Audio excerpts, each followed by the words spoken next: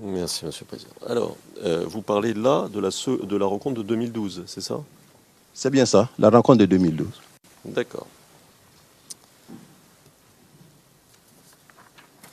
Monsieur, est-ce qu'on vous a fait des promesses pour vous encourager à coopérer avec le bureau du procureur? Aucune promesse. Hier, à la fin de la journée, vous avez dit « on vous a forcé ». Maître, j'avoue que personne ne peut me forcer. J'ai 38 ans d'armée. 38 ans d'armée, tous ceux de ma promotion sont à la retraite. Seul est encore en activité le général Touré Sékou, qui est de ma promotion, qui est l'actuel général chef d'état-major des armées, et puis moi, qui, continue en tant qu'ambassadeur. Mais je suis appelé à aller à la retraite. Personne à ce niveau ne peut me faire des promesses. Qu'est-ce que j'attends en plus? Je ne sais pas. Le corps humain a ses limites. Et moi, je crois que la prochaine destination qui m'attend, c'est la retraite, c'est rien d'autre. C'est la retraite, c'est rien d'autre. Donc, vraiment pas de promesses. Je voudrais vraiment vous donner l'assurance, aucune promesse. Très bien. Alors, personne ne vous a dit, on vous a forcé. Donc, si vous voulez citer des échanges, vous pouvez le faire, bien entendu, mais il faut les citer précisément. Là, je n'ai pas compris. Citer des échanges qui ont lieu dans cette enceinte, vous devez le faire précisément en lisant les échanges qui ont eu lieu et non en interprétant ce qui a pu être dit. Alors maintenant, je voudrais vous demander... Monsieur McDonald, Madame, Messieurs. Monsieur McDonald, Madame, Messieurs, le Président, je n'ai pas compris. Ça ne m'a pas plu. Ça ne m'a pas plu. Vous adresser à ce moment-là. Si vous n'aimez pas, c'est le... Non, I speak to you. Oui. Le Président, je m'adresse à vous. Je m'adresse à vous. Précisément, et de ne pas faire un commentaire à l'égard de la défense. Moi, je me contente de lui dire, si vous avez quelque chose à dire, citez.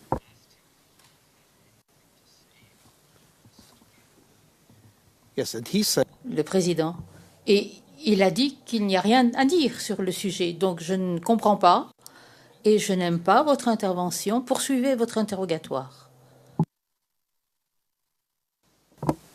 Alors, monsieur, vous a-t-on dit que vous étiez susceptible, au cours de ces entretiens, n'est-ce pas?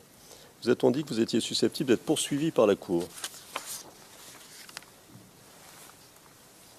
Oui, on me l'a dit.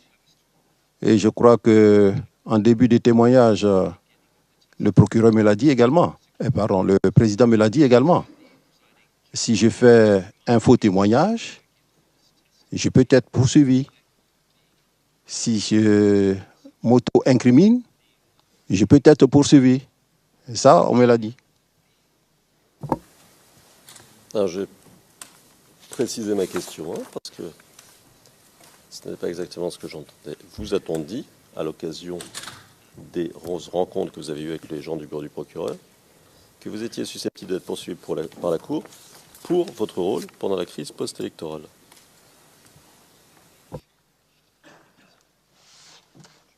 Je ne cache rien, j'étais dans la crise.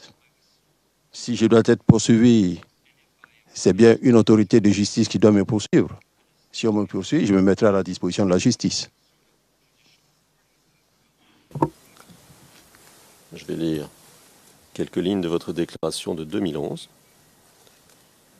CIVOTP 0011 0324, page 0326, ligne 57 à 64.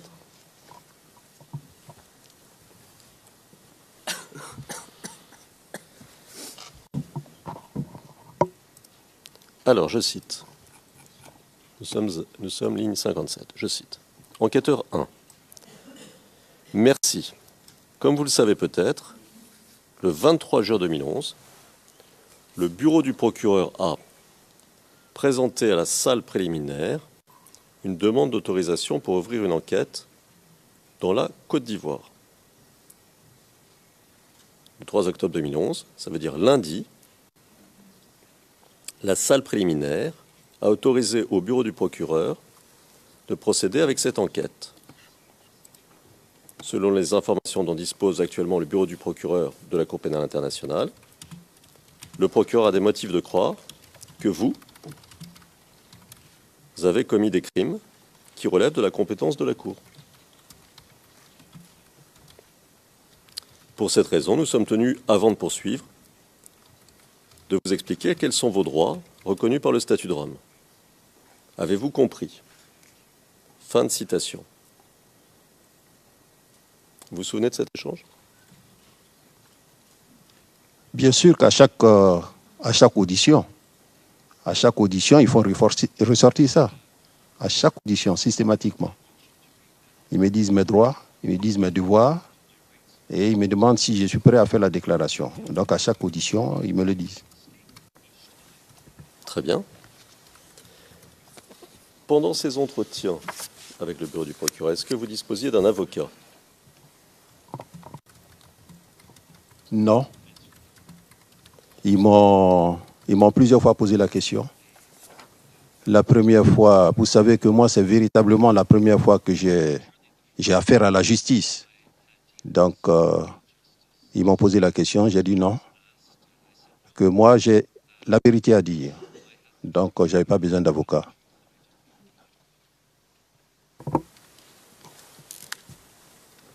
D'accord.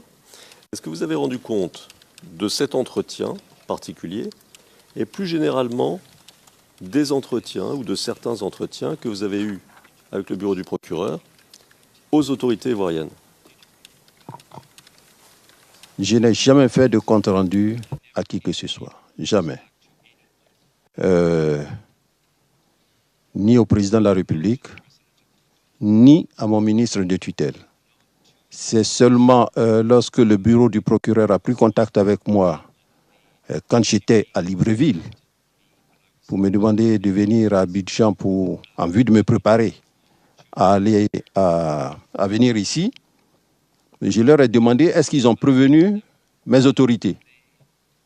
Ils m'ont dit qu'ils ont envoyé une note. Donc j'attendais que mon ministre de tutelle me convoque. Il ne l'a pas fait. Et lorsqu'on m'a donné la date d'arrivée ici, j'ai essayé de le joindre au téléphone. Il m'a dit qu'il devait partir avec le président. Il m'a donné rendez-vous et je suis allé rapidement le rencontrer pour lui rendre compte que je venais ici. Voilà. Donc il fallait vraiment lui rendre compte avant de voyager et c'est ce que j'ai fait. D'accord. Alors, nous avons parlé de l'entretien de 2011. Je vous ai cité un court extrait. Est-ce que vous vous souvenez si les enquêteurs du bureau du procureur vous ont dit, lors de votre entretien de 2012, si vous étiez encore susceptible d'être poursuivi par la CPI? C'est ce que j'ai dit tout à l'heure. À chaque entretien, il me le rappelle. À chaque entretien, il me rappelle, oui. Alors je vais lire un très court extrait de votre déclaration antérieure faite en 2012. C'est le numéro 6 VOTP 0027 0266, page 0269, ligne 84 à 89.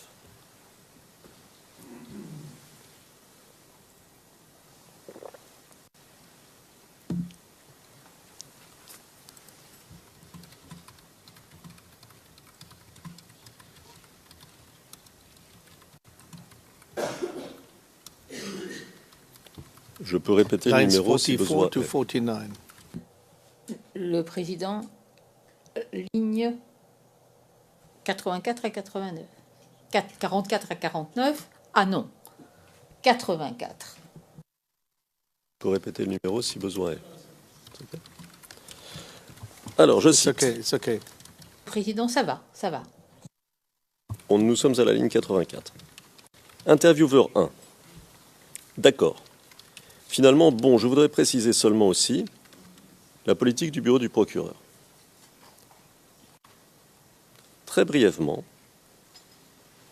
On voudrait vous informer que le bureau du procureur, il concentre ses poursuites sur les personnes qui portent la plus lourde responsabilité. D'accord? Donc à ce moment-là, on n'a pas de raison, il n'y a pas de raison pour que vous craigniez quelque chose. D'accord? Et on va vous expliquer tout à l'heure. Bon, l'objet de cette déposition, c'est quelque chose de très précis qui n'est plus lié au processus même. D'accord? Alors, fin de citation.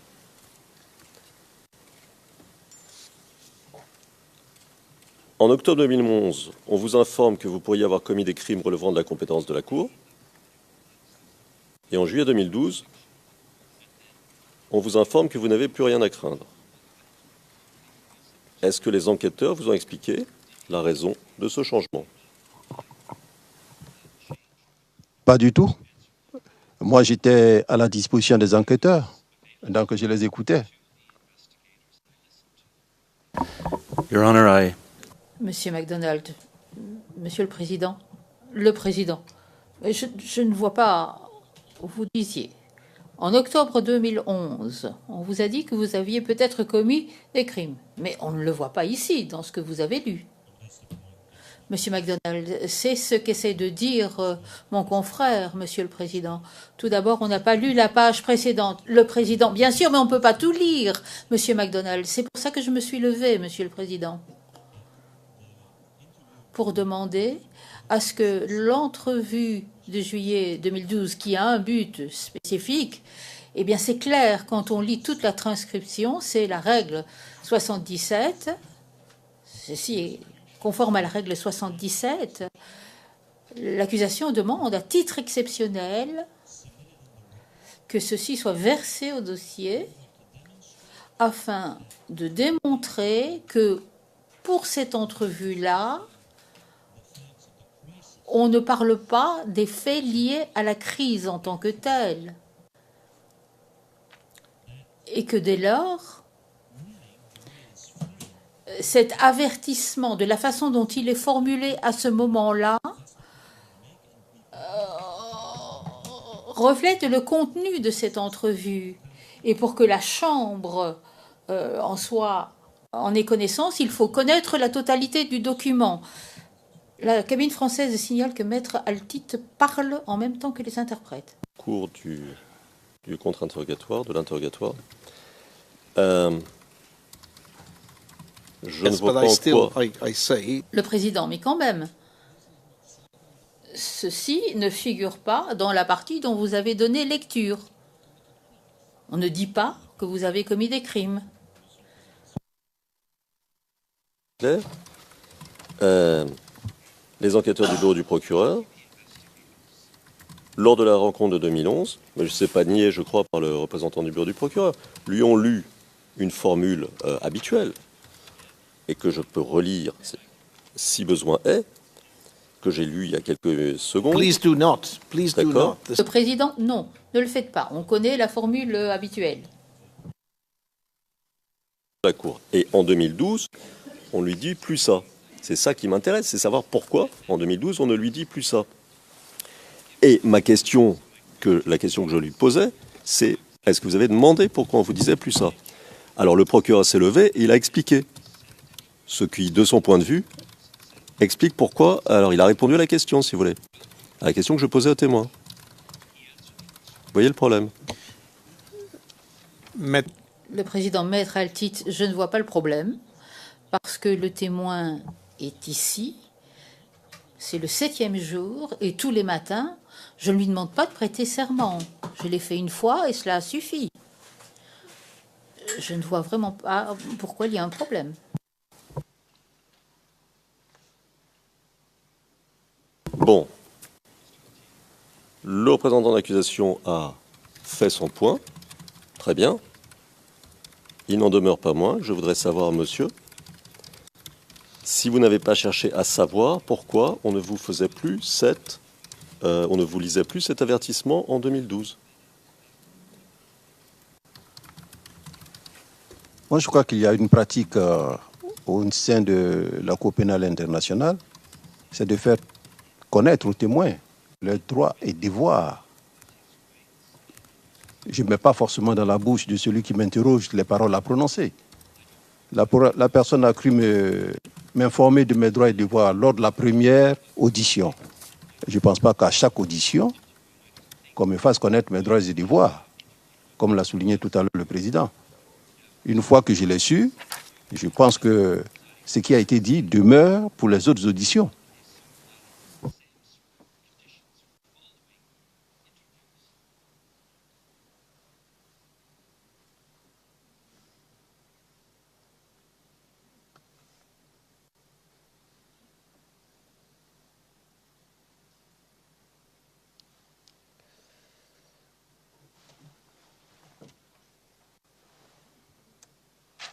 Alors, combien de fois par la suite avez-vous rencontré les enquêteurs du bureau du procureur? Alors donc après le 9 et 23 août, je les ai rencontrés encore le 7, 8 et 9 octobre 2011. Ensuite, je les ai rencontrés le 4, 5, 6 septembre 2013. J'ai également les lieux en tête, si vous voulez les lieux. Et ce que je voudrais savoir, c'est ce que vous lisez, parce qu'il me semble que vous lisez un papier. Non. Et ce que c'est? Non. Non. C'est moi qui viens d'écrire, vous n'avez pas oublié les dates. Ah. Non. Voilà. D'accord. D'accord. Ah ouais. Alors, et vous leur avez parlé au téléphone?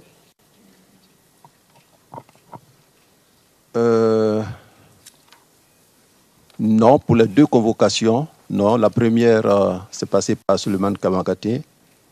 La deuxième, le ministre Montano. Et c'est tout. C'est quand je viens que je converse avec eux.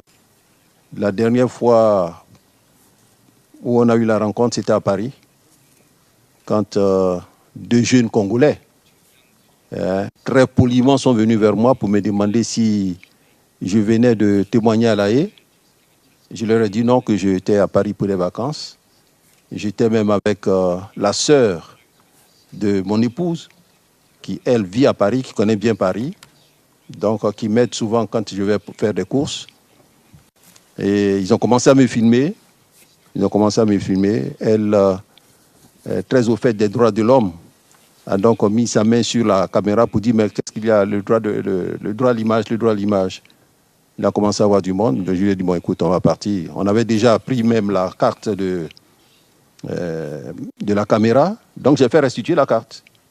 Et ces jeunes m'ont accompagné. Ils se sont même excusés. Ils m'ont accompagné sur quelques mètres. Et j'arrive à la maison, on me dit, il y a une vidéo sur moi où il est en train de me menacer. Alors qu'il n'y a même pas eu de menace, tout s'était bien passé. Et je le vois, il me menace à la vidéo. Et son objectif, c'était de faire croire aux gens que j'étais à Paris avec ma maîtresse. Mais ça a bien fait rire le monde, parce que même mon épouse, parce que j'étais avec sa sœur, qui, elle, est la tutrice de mon fils qui est à Paris. Donc voilà, sur les réseaux sociaux, voilà, Mongo a été agressé. Même les journaux d'Abidjan, qui ne sont même pas venus au renseignement. Voilà, il a été humilié à Paris, il était avec sa maîtresse. Bon, ce sont les photos que les gens montrent. Hein. Ça fait bien sourire les gens parce que qui connaissent bien mon épouse et sa sœur. Donc les gens du procureur sont venus me trouver à Paris pour voir si j'étais en danger, quelles sont les mesures sécuritaires à prendre. Je les ai rassurés, j'ai dit j'étais en vacances, je n'ai pas besoin de policiers après moi. Donc pour montrer qu'effectivement je pouvais me balader librement. Je me baladais dans les métros, je descends, je prends le RER, je descends, je prends le taxi. Et bon voilà, c'était la dernière rencontre. Merci.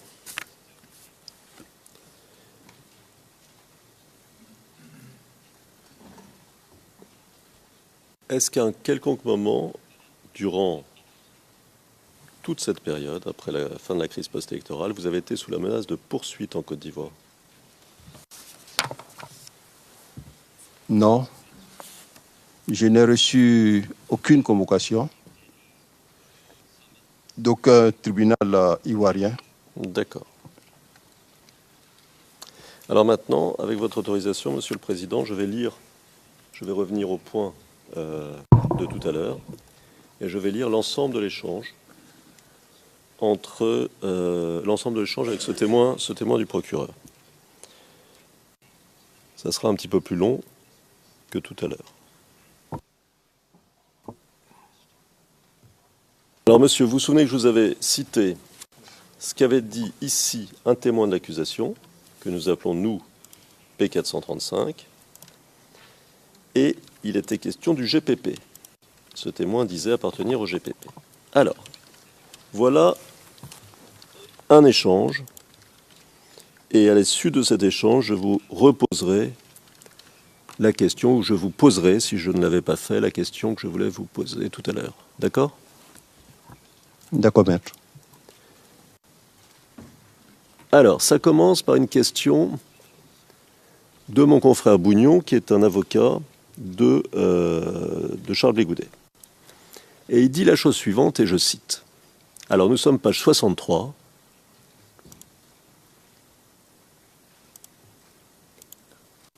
Ligne 1.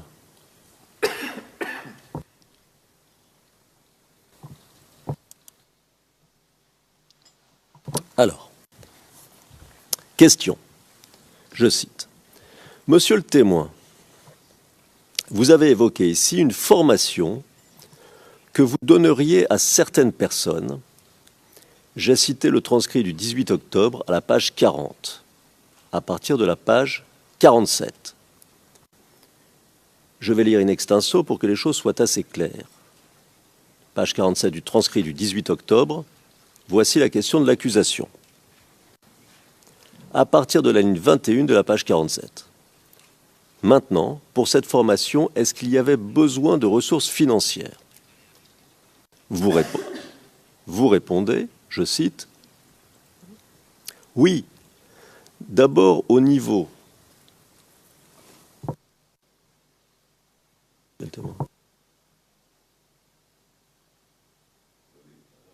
Que les choses soient claires, vous répondez, c'est mon confrère Bougnon qui parle au témoin à l'époque, hein, on est bien d'accord.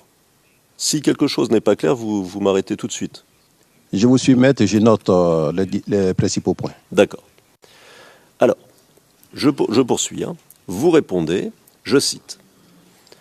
Oui, d'abord au niveau de, pour leurs fiches, pour le service national de l'état-major, on leur demandait une visite médicale, y compris, on demandait de prendre 20 000 francs par élément.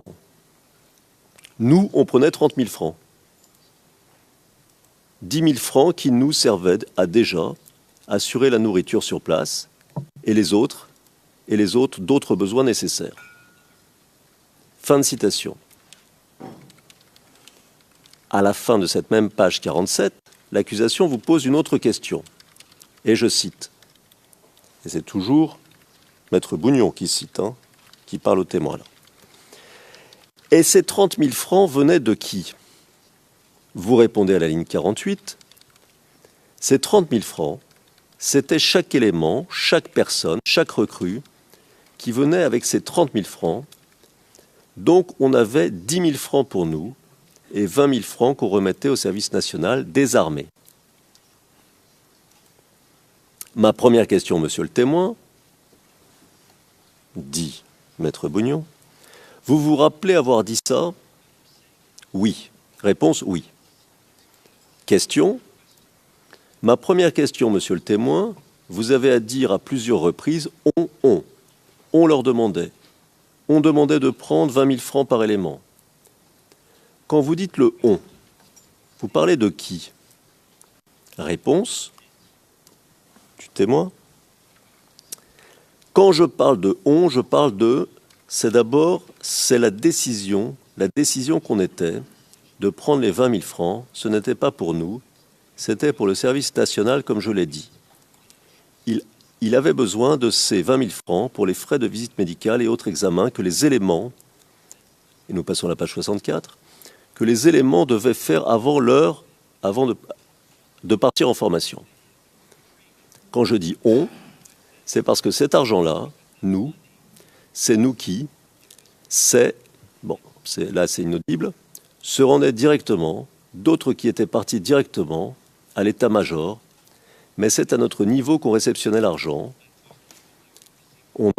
Les 30 000 francs, nous, on prenait les 10 000 francs et les 20 000 francs étaient réservés lorsque le service national nous fera signe. Nous aura fait signe maintenant pour que nous amenions les listings de ceux qui remplissaient les conditions par rapport à l'âge et puis le diplôme. On a transmis le listing et chaque personne avec les 20 000 francs. Donc ceux qui étaient retenus ont déposé en même temps les 20 000 francs. C'est comme ça que ça se passait. Quand j'ai dit « on », parce que c'est nous qui récupérions l'argent au niveau du GPP. Jusque-là, vous suivez, monsieur? Je vous suis, allez-y, maître. D'accord. Alors, question donc de Maître Bougnon. Quand vous parlez de service national, je veux savoir précisément, à cette époque-là, qui, au sein du service national d'abord, vous a demandé et comment il a demandé, je suppose de percevoir ces sommes. Qui exactement vous l'a demandé et comment est-ce qu'il vous l'a demandé? Réponse du témoin. Je pense que j'ai déjà expliqué d'où cette décision-là. Cette décision-là est venue après notre marche, lorsqu'on a eu la visite de M. Stallone,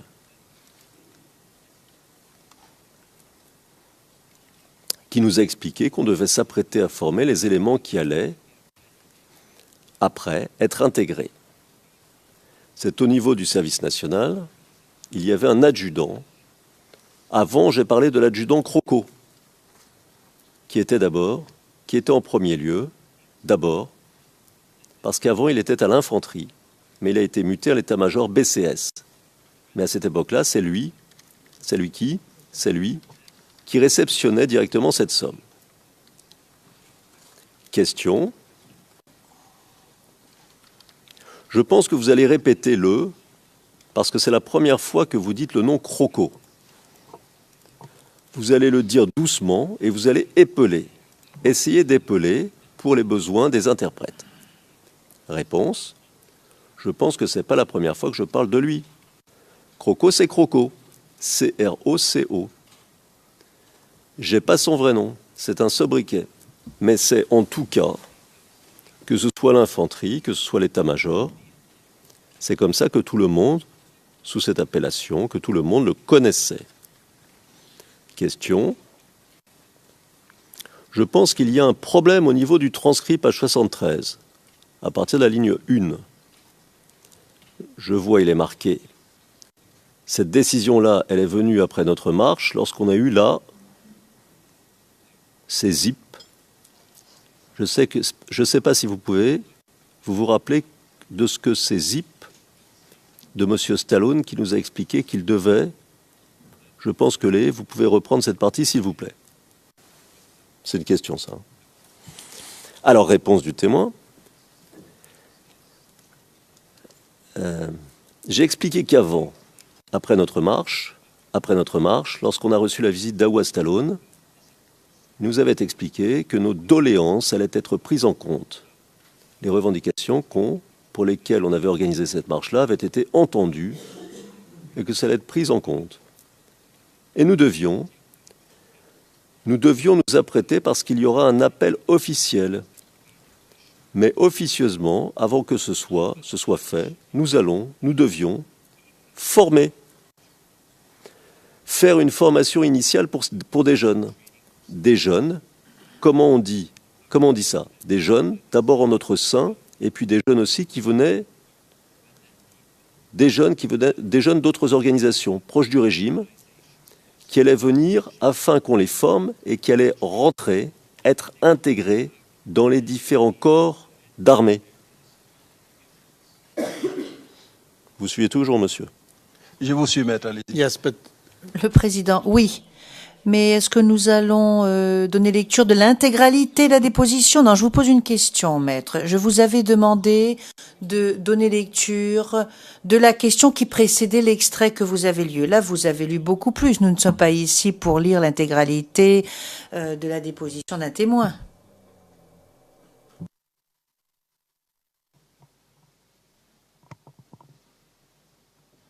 La question porte sur cet ensemble-là. Et j'avais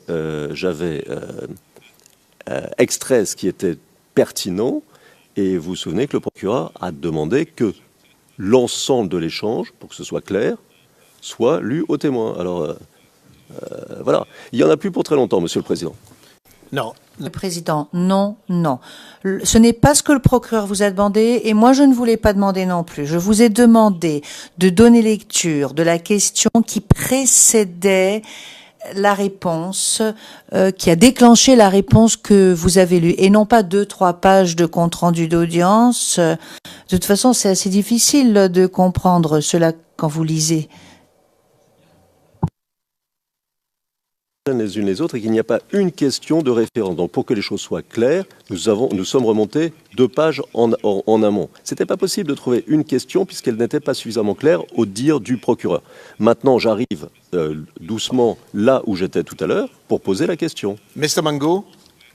Le président, Monsieur Mangou, je vous donne la parole, Monsieur Mangou. Monsieur le Président, je crois qu'à ce niveau, déjà, je peux répondre parce que ça pose le problème de recrutement, ça pose le problème de formation. Alors, ce que je voudrais, Maître, que vous sachiez, il faudrait qu'on considère l'armée ivoirienne, qui est une armée sérieuse, une armée qui fait des recrutements à partir des décisions prises par le Conseil des ministres. Nous ne recrutons pas des groupes d'autodéfense, nous ne sommes pas en contact avec des groupes d'autodéfense, tout comme les 30 jeunes d'Adjamé Agban. Vous imaginez, je suis allé à Adjamé Agban quand j'étais au collège du Plateau, parce que j'avais ma tutrice qui y était. Après, je n'ai plus remis les pieds à Adjamé Agban. Comment je peux recommander 30 jeunes d'Adjamé Agban à ne même pas inscrire dans l'armée, mais à inscrire dans le GPP? Pourquoi? Ça ne fait pas sérieux pour un chef d'état-major qui a la possibilité de faire recruter des gens dans l'armée. Moi, je les inscris dans le GPP en attendant quelle est cette manière de faire. Et je peux vous dire ici que vous avez reçu des témoins, c'est vrai, et non des moindres, mais vraiment vous avez reçu des témoins, vous avez beaucoup travaillé avec ces témoins. Nous, quand on écoutait le procès, on savait qui était le vrai témoin et qui voulait venir se balader ici. Alors, si vous voulez, je vous donne le principe du recrutement et je vous dirai combien de personnes nous avons recrutées réellement dans l'armée. Et j'ai ces chiffres. Nous avons eu au total, pour l'année 2000, pour l'année de crise, c'est-à-dire de 2002 à 2011, à faire 3 recrutements. Le premier recrutement, c'est en 2003. Nous avons senti le besoin d'avoir des gens, des effectifs. Et cela, c'était à la suite de la perte de la ville de Mans. On avait conquis Mans, on a fait le contrôle de Mans, mais compte tenu de la configuration de la ville de Mans qui est entourée de montagnes et autres, les unités qui avaient conquis Mans devaient reprendre leur progression, mais par manque d'effectifs, sont restés en place. Et en fin de compte, on est venu les chasser et on a vu la nécessité d'avoir des effectifs. Donc, 4000 jeunes ont été recrutés. C'était ceux-là qu'on appelait la génération Blé Goudé. Je l'ai souligné ici, non pas parce que c'est Blé Goudé qui les a recrutés, mais vous savez que les Ivoiriens, ils ont le sens de l'humour. C'était des jeunes qui battaient le pavé et du coup, on fait le recrutement. Donc, pour eux, ce sont ces jeunes-là qui sont rentrés dans l'armée. Des jeunes Ivoiriens très bien formés. Il y en avait qui avaient la licence, il y en avait qui avaient même la maîtrise. Et lorsque, Monsieur le Président, on a commencé à travailler dans le cadre de la médiation sud-africaine pour aller au désarmement, ils se sont sentis comme des laissés pour compte, parce qu'ils n'étaient pas sûrs qu'on allait les garder dans l'armée. Donc, on leur a permis de passer les concours de police, de gendarmerie, des eaux et forêts, des douanes, et il y a beaucoup qui ont été reçus, qui sont partis. Mais entre-temps, le 24 et le 25 septembre, nous avons connu aussi 2 mutineries. Une à Yamoussoukro, l'autre à Daougro. Celle de Yamoussoukro, nous avons pu mettre fin, mais celle de Daougro prenait tellement de l'ampleur que les mutins avaient envisagé de faire mouvement sur Abidjan. Informé, j'ai mis sur pied une compagnie qui est partie d'Abidjan à 4 heures du matin avec pour mission de les ramener à Abidjan sans qu'il y ait de blessés et de morts, de faire d'eux des prisonniers.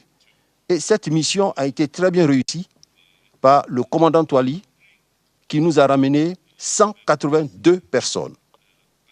Sur les 182 personnes, 91 ont été radiés, ont été mis en prison, 73 ont été radiés et 13 ont fui. Ça fait les 182. Œuvrant dans le cadre de l'accord politique de Ouagadougou qui nous demandait un effectif de 4000 personnes pour la sécurisation du processus électoral, en décembre 2009, nous avons refait un recrutement de 2000 personnes. Ces 2000 personnes ont été formées, je vous donnerai tout à l'heure le cycle de formation, ont été formées dans d'excellentes conditions en janvier, février, mars 2010 et ont été affectées pour travailler au sein de l'armée. Avec les événements d'Abobo et la situation qui prévalait au niveau d'Abidjan, nous avons recruté 3184 personnes. Ces 3184 personnes, compte tenu de l'urgence de la formation, ont donc été affectées directement dans les lieux d'affectation, à charge pour les commandants qui les recevaient de faire leur formation. Ainsi donc, on avait affecté au premier BCP 200 personnes, au Baza 200 personnes, au premier bataillon d'infanterie 200 personnes, au premier bataillon du génie 200 personnes, au BCP, au bataillon de commandement et de service BCS 100 personnes et à la garde républicaine 300 personnes. C'est pourquoi quand j'ai vu la feuille ici... Mr. Magou, this is already... Le président, Monsieur Magou, cela a déjà été consigné au dossier. Donc, je pense que vous l'aviez déjà dit, ceci, il y a quelques jours de cela. Je ne me souviens plus du jour exact, mais je me souviens des 300 gardes républicains. Bon, après la pause, je vous demanderai pourquoi 300, parce que je pense que c'est un peu disproportionné pour une garde républicaine. Mais nous allons nous arrêter maintenant. Mais une question brève, Maître Altit. Bref. C'est juste pour qu'on comprenne, Monsieur Mangou. Donc, tout ce que je vous ai lu de ce que disait le témoin, pour que ce soit clair, tout à l'heure, ainsi que ce que je vous ai lu de ce que disait le témoin au début, donc tout ce que je vous ai lu de ce que disait ce témoin 435 dont on a parlé, vous nous dites que c'est faux, c'est bien ça? Alors, je vous dis que c'est faux. L'information que nous avons reçue, parce qu'il y avait des jeunes qui voulaient se faire enrôler, qui venaient chaque fois à l'état-major, s'asseoir à l'état-major, attendaient mon passage, on veut aller dans l'armée, sans que quelqu'un leur ait dit de venir là. Ce sont ceux-là qui se sont fait gruger par certains militaires qui leur ont dit « Si vous nous donnez l'argent, on vous fait rentrer dans l'armée ». Il y en a qui en ont profité, effectivement. Voilà, ça, je voulais le souligner. Il y en a qui ont profité. Hein, comme, généralement, ça se fait à Abidjan, dès qu'il y a quelque chose, il y a toujours des malins qui s'y glissent. Donc, ils leur ont dit, on va vous recruter, on a la possibilité de vous faire rentrer dans l'armée. Et comme les jeunes veulent rentrer, ils leur prenaient l'argent. Ça, on nous a signalé ça. Et nous avons eu même à faire un communiqué à la télévision pour dire qu'il n'y a pas de recrutement et il ne fallait pas se laisser berner. Merci.